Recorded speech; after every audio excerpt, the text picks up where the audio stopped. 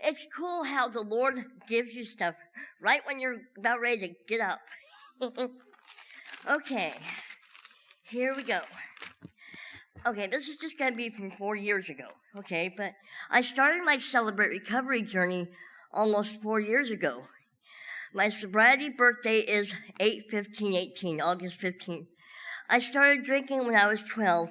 My mama died when I was 11, and my middle sister and I were sent to live with my dad and his girlfriend. This is where the abuses started, and I won't go into that right now. He introduced me to alcohol, drugs, and other stuff. In my adult years, I would drink and use to numb the pain. I should put in there. Never mind.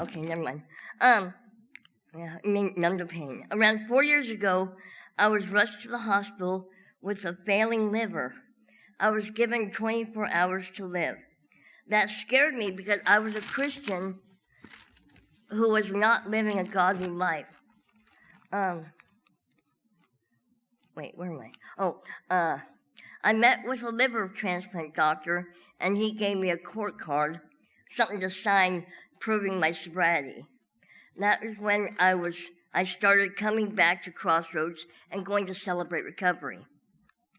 I'm so glad that God placed awesome men and women in recovery in my life. I also went to regular AA meetings to get the card signed. My health was slowly getting better. I went from having 24 hours to live, to a week, to 6 months. Here I'm almost now 4 years sober. They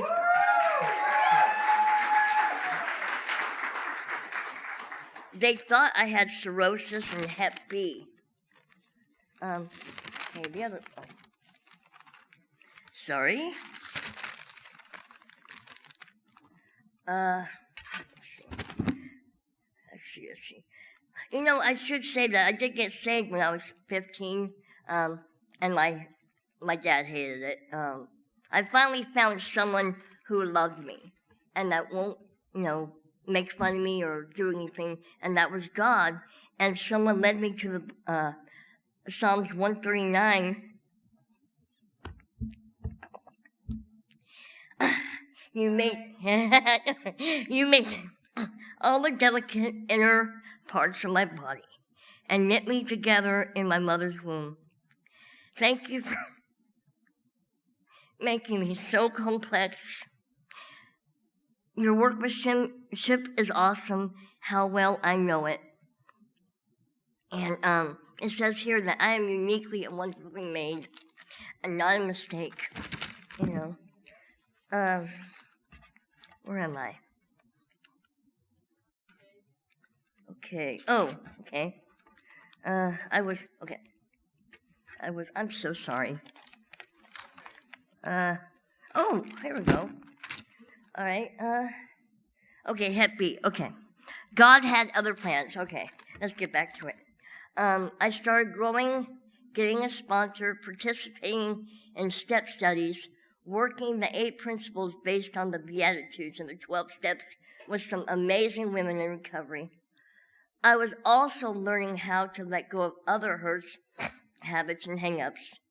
Anyway, a couple of years go by, and my other liver doctor calls, this is the main one, that called and said, I'm off the transplant list. And I've been upgraded to just liver damage. No Hep B, no cirrhosis. My liver doctor here, she calls me her success story. Thank you, Dr. Brown, I love you. Where am I? Okay, because of reading the Word, praying CR, and doing what the Word says instead of being a couch potato, a bench warmer. I'm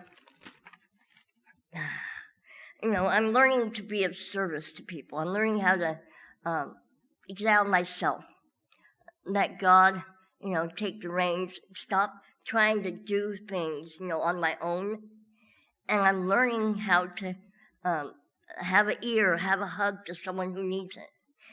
And a year ago, since I've been involved in Celebrate Recovery, I've become one of the leaders now. Uh, I wanted to do more and be of service, like I said, and sometimes I lead Tuesday night small group. I like one thing. Celebrate Recovery means to me that I can go to a place, and share my experiences, strength, and hope with someone, and listening to others. That I don't have to feel alone because some of them are going through the same things I am, which is awesome. Okay. I just said that. I don't have to feel intimidated talking in large groups. One of the hangups I am working on is low self-esteem, self-worth. Before I would put myself down and believe the lies I heard growing up, that I would not amount to anything and I'd be placed in a home. I'm learning by participating in step studies. I just said this, but that's okay. The journey begins, I didn't say that, which has 4 books, and then the journey continues for the other 4 books. I've grown and learned participating in CR Summit, which is awesome. One of the other things helping me on this journey is pictures. I wish I could show all of you, but I have pictures with me in the hospital, jaundiced, yellow, and gross. And my eyes were yucky. My big sister took of me when I was in the hospital, I guess to remind me, because back then she thought that was the only pictures they were going to have of me, because I was that bad. I look at these pictures on my phone, and I know I don't want to go back. Every time I have a temptation or a thought or I want to give up, I look at those pictures. And CR has made me accountable by calling people. If I'm in that situation where I want to give up, I have numbers I could call. Before, I wouldn't. I would stew in my mind, and I would, go back to relapse. But today, I don't have to, because of the God who lives in me. And I used to read.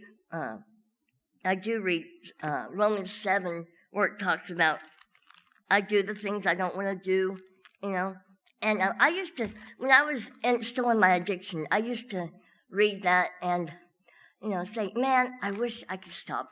Go. Read the scripture. You know what I mean? I would do that thinking I was okay, but I wasn't. Anyway, yeah, and I hope my testimony made sense. And I think that was 10 minutes. I have no idea. So